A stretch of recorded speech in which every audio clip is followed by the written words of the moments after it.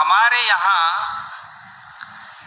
बहुत सारे कॉलेज और हॉस्टल में देखता हूँ तो वहाँ करीब करीब 70 to 80% बच्चे बच्चियाँ उसके शिकार हो चुके हैं। तो यहाँ पर इतनी कटाक्ष करके बच्चों की ख्याल रखा जाता है, बच्चों की उनके संस्कार के भी ख्याल रखे जाते हैं। तो आप लोग मेरे ख्याल से बहुत भाग्यवान हैं। शिक्षा तो मिलती है, हर जगह मिलती है, शिक्षा मिलना चाहिए और क्वालिटी एजुकेशन मिलना चाहिए। क्वालिटी एजुकेशन के लिए तो यहाँ कोई कमी नहीं, ऐसा मुझे लगता है। उसके साथ साथ संस्कार की जरूरत होती है। मैं अभी देखा, 1-2 महीने पहले एक घटना घटी थी नासिक में। पिताश्री कॉलेज के प्रिंसिपल थे, माताश्री जूनियर कॉलेज की प्रिंसिपल थी। ये दोनों रिटायर हो गए। मैं ऊपर बैठे हुए अभिभावकों के लिए ये बात कह रहा हूँ। वो दोनों प्रिंसिपल रहे हैं और रिटायर हो गए और 2 बच्चे दोनों इंजीनियर बन गए। एक मुंबई में रहता है और एक पुणे में रहता है, ये खुद के नासिक के। बात ये हो गई कि उम्र होती चली तो ये दोनों बच्चों का अच्छी तरह से शिक्षा भी दी थी, नौकरी भी लगवाया और शादी भी किया। और गांव में जो खेत थी वो खेत बिक्री करके, मुंबई वाला था, उसके लिए घर खरीद करके दिया।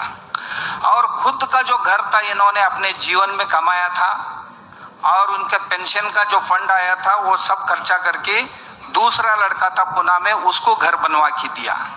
वो रहने लगे। रहते रहते ऐसा हो गया कई दिनों के बाद कि पहले वो हर हफ्ता आते थे माँ बाप के पास, बाद में महीने में एक बार आने लगे।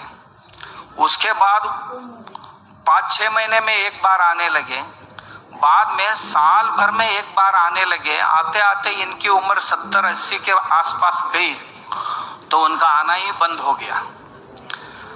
तो फोन करते थे तो बोलते थे कि मैं अभी मीटिंग में हूँ, बाद में करता हूँ। बाद में कभी फोन नहीं आता था। कभी फोन करते तो बोलते थे कि मैं गाड़ी चला रहा हूँ, बाद में करता हूँ। कभी कभी ये कहते थे कि मैं अभी ऑफिस में साहब के सामने हूँ या मेरे साथ लोग हैं, मैं बाद में करता हूँ। फोन ही नहीं उठाते थे।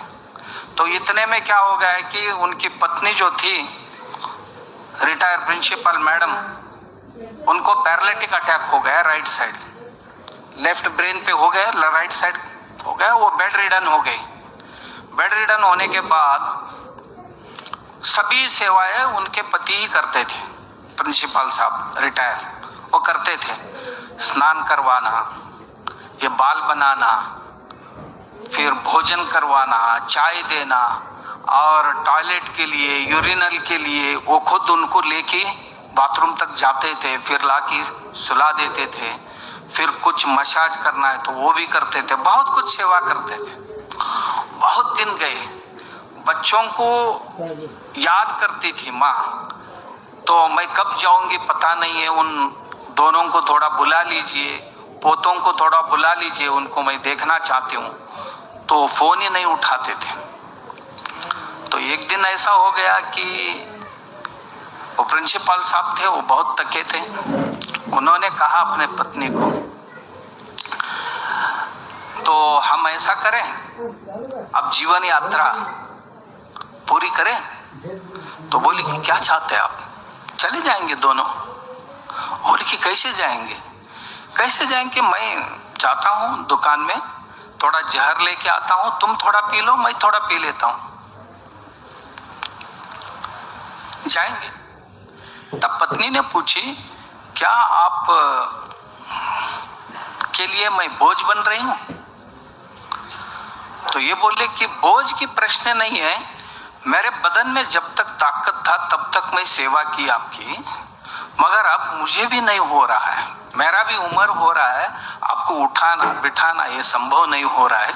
इसीलिए मैं सोच रहा हूं कि हम दोनों चले जाएंगे, क्योंकि आप जाओगे तो मुझे देखने वाले कोई नहीं, मैं जाऊं तो आपका हालत खराब हो जाएगा, क्या करें अब? पत्नी ने बहुत समय के बाद बोली कि ठीक है, कल हम प्रस्थान करेंगे। फिर ये रात को जाके 2 बॉटल लेके आए। सुबह पत्नी को एक बोतल दिया, उनको कहा कि आप पहले जाओ, आपके क्योंकि ये पीते पीते हम बच गए तो बहुत मुश्किल होगा, ये पीते पी के कुछ उल्टी हो गया, कुछ हो गया तो मुश्किल होगा जीना। आप ऐसा करें कि आप पहले ले लीजिए, कुछ हो गया तो मैं देख लूंगा, बाद में मैं लूंगा। पत्नी ने ली, बहुत चीखने लगी, चिल्लाने लगी, रहे कोई देखने वाले नहीं थे। तो अंत में जान नहीं जा रहा था, उन्होंने अपने हाथ से गला दबाया उनका। फिर माताजी का देहांत हो गया। फिर ये प्रिंसिपल साहब थे,